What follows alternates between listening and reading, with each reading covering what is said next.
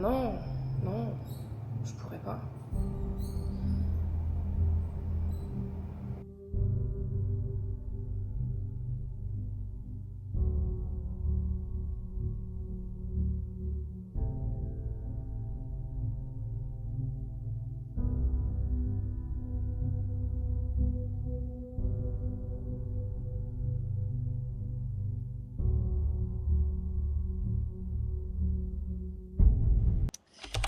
Allez, c'est parti pour l'explication des trades de la semaine. Alors, on était sur une semaine que j'attendais réellement. C'est-à-dire que, comme je l'ai dit dans la vidéo précédente, dans l'épisode 17, je m'attendais à une vente pour l'euro USD. Donc, ce qu'il s'est passé. Alors, quand on se met en weekly. Quand on se met en weekly, comme on le voit juste ici, hop, on a eu la prise de liquidité. Donc c'est ce que je viens de vous expliquer. Le previously weekly high a été récupéré. Previously weekly high, c'est simplement le plus haut de la semaine précédente. C'est vraiment très simple. Hop, voilà. Quand je me mets en daily, comme on l'a vu déjà la dernière fois, on peut s'aérer, d'accord? On est bullish, bullish, bullish. Au bout d'un moment, le marché doit retracer. C'est juste logique, d'accord? Donc moi, j'attendais que ce niveau-là soit récupéré.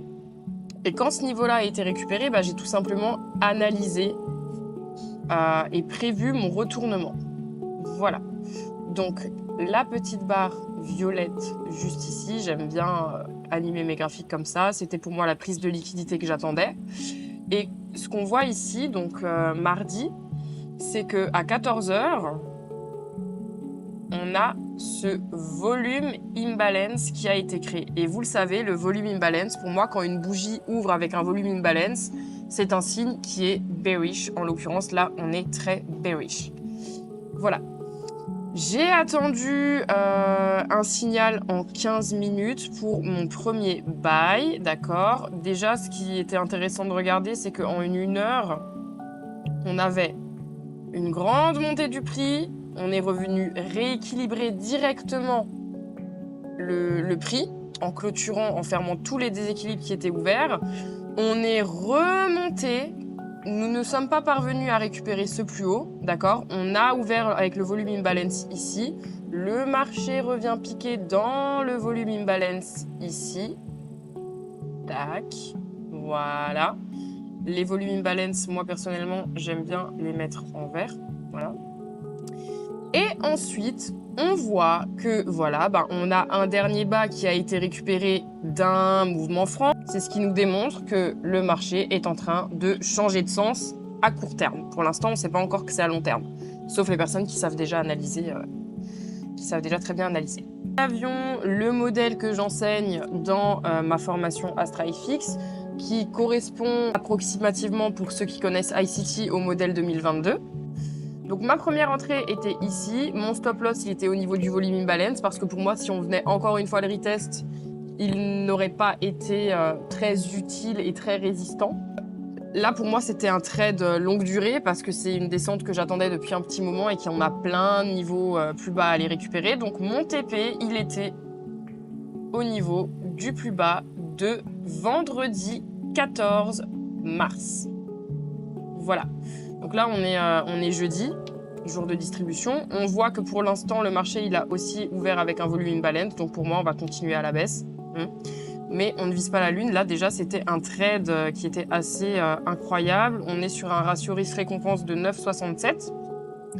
Et vu que mon draw en liquidity était baissier, j'ai tout simplement pris des modèles de continuation. Donc, il y avait ce trade-là. Oui, c'est vrai, reprenons du début, pardon. Il n'y a aucune structure, mais comme vous le voyez à ma tête, je ne suis pas dans mon meilleur mood. La semaine avait commencé avec un TP acheteur lundi parce que si je suis dans un cycle où ma target initiale est plutôt baissière, à ce moment-là, il faut savoir anticiper l'accumulation, manipulation, distribution de la semaine. Là, j'avais pris un petit achat assez mignon. On avait eu une SMT Divergence avec le DXY. Puis on a eu le modèle que j'enseigne encore une fois chez AstraFX. Le TP était ici. Voilà, donc le TP correspondait au plus haut de vendredi. J'ai repris encore un achat pareil avec ma stratégie, le modèle que j'enseigne, où j'ai visé justement le Previously Weekly High. Je trade beaucoup plus Londres que la New York, personnellement. Ça m'arrive aussi de trader la New York, mais Londres, c'est vraiment mon bread and butter. Mercredi, pareil, pendant la London, la première vente a été prise. GBE à partir du moment où on a récupéré ce plus bas ici, d'accord ? Et ensuite, j'ai repris un trade jeudi. Le premier, il était pendant la London. Et le troisième, il était juste avant la fermeture de la London, avant 5 heures. Voilà. Et donc, on a une accumulation avec un RR de 9,67, un RR de 6,1 et un RR gentil de 3,61. Moi, personnellement, je vous parle des RR parce que je sais qu'il y en a que ça peut exciter, entre guillemets.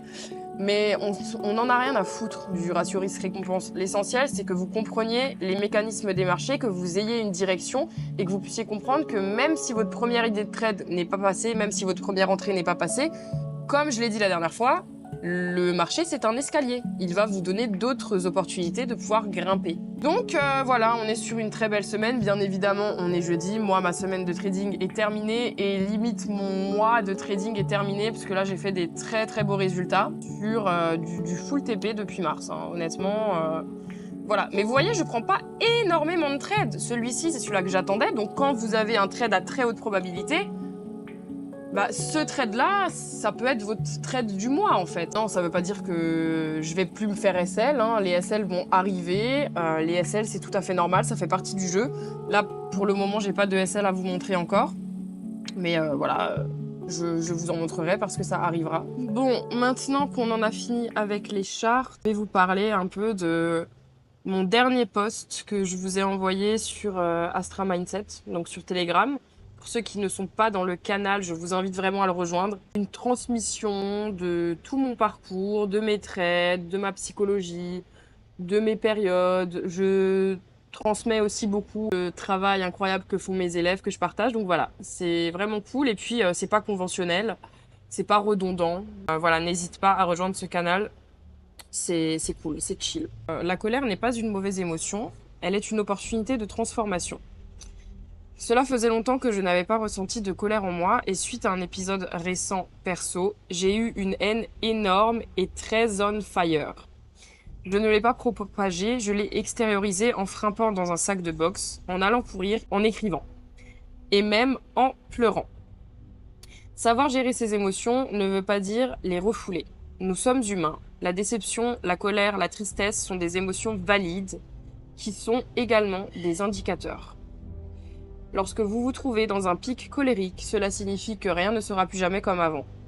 Vous comprenez qu'il y a une situation à changer, elle vous permet aussi de découvrir vos limites et de vous mettre en premier plan. Sans expérience, sans émotion, comment avançons-nous ? Elles sont comme le DXY sur les marchés, elles nous donnent la bonne direction.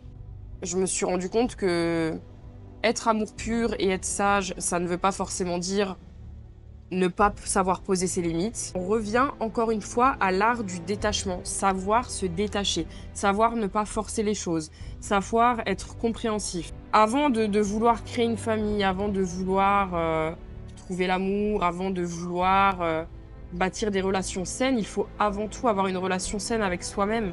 Il faut avant tout être sain et comprendre ses traumas.